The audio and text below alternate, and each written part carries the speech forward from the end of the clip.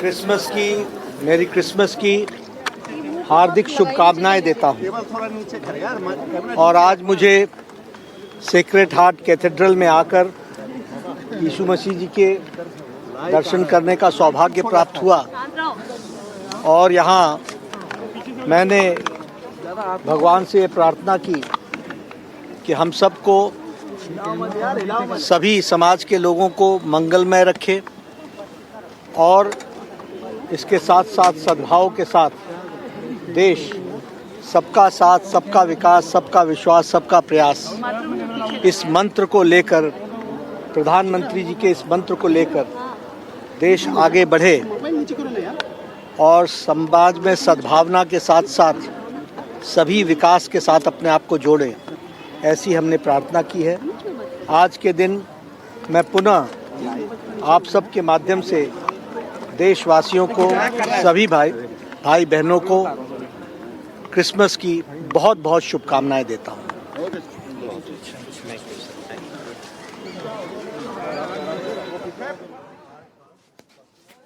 PR Aravind കൂടുതൽ വിവരങ്ങളുമായി ഡൽഹിയിൽ നിന്ന്. അരവിന്ദ്, ഈ ഇദ്ദേഹത്തിൻ്റെ സന്ദർശനത്തെ എങ്ങനെയാണ് അവിടെ ക്രിസ്ത്യൻ മത നേതൃത്വം കാണുന്നത്? അദ്ദേഹം എന്തൊക്കെ കാര്യങ്ങൾ പറയുന്നു? ഈ ക്രിസ്മസ് സന്ദേശബാഹ്യമായ മറ്റെന്തെങ്കിലും സംഗതികൾ കൂടി അവിടെ ഉയർന്നു വരികയോ മറ്റോ ചെയ്തു? അതാണല്ലോ എപ്പോഴത്തെയും ഒരു പ്രധാനപ്പെട്ട ചോദ്യം. ക്രിസ്ത്യൻ മൈനോറിറ്റി അനുഭവിക്കുന്ന അതിജീവന പ്രശ്നങ്ങളെക്കുറിച്ച് കേന്ദ്ര നേതാക്കളുമായി സംസാരിക്കുന്നില്ല എന്നത്. ആ നിലയ്ക്ക് എന്തെങ്കിലും ഡിസ്കഷൻസോ മറ്റോ ഉണ്ടാവുകയോ മറ്റോ ചെയ്തോ?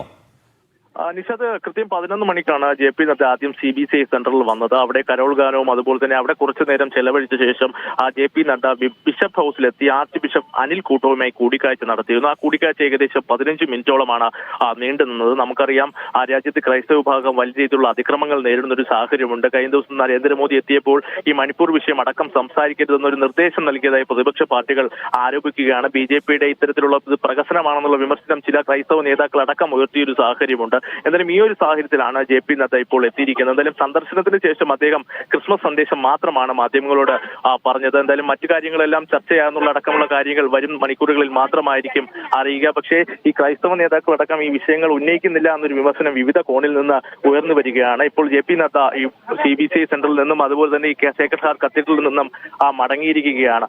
എന്തായാലും നമുക്കറിയാം, രാജ്യത്ത് ക്രൈസ്തവ വിഭാഗത്തിനെതിരെ വിമർശനം ഉണ്ടാകുന്ന, ക്രൈസ്തവ വിഭാഗത്തിനെതിരെ അക്രമം ഉണ്ടാകുമ്പോഴും ഇത്തരത്തിൽ BJPയും അതുപോലെ തന്നെ നരേന്ദ്രമോദിയും ക്രിസ്മസ് ആഘോഷങ്ങളിൽ പങ്കെടുക്കുന്നു. പക്ഷേ ഈ അതിക്രമങ്ങൾ അവസാനിപ്പിക്കാൻ വേണ്ടി യാതൊരു നടപടി ഉണ്ടാകുന്നില്ല എന്ന വിമർശനം തുടരുകയാണ്. എന്തായാലും ഈ ഒരു സാഹചര്യത്തിൽ കൂടിയാണ് JP നദ്ദ ഇന്ന് സേക്രഡ് ഹാർട്ട് കത്തീഡ്രലിൽ എത്തിയത്. Nishad, JP Nadda sacred heart കത്തീഡ്രലിലെത്തി ക്രിസ്മസ് സന്ദേശം പങ്കുവയ്ക്കുകയും ക്രിസ്ത്യൻ മത നേതാക്കളുമായി കൂടിക്കാഴ്ച നടത്തുകയും ചെയ്തു.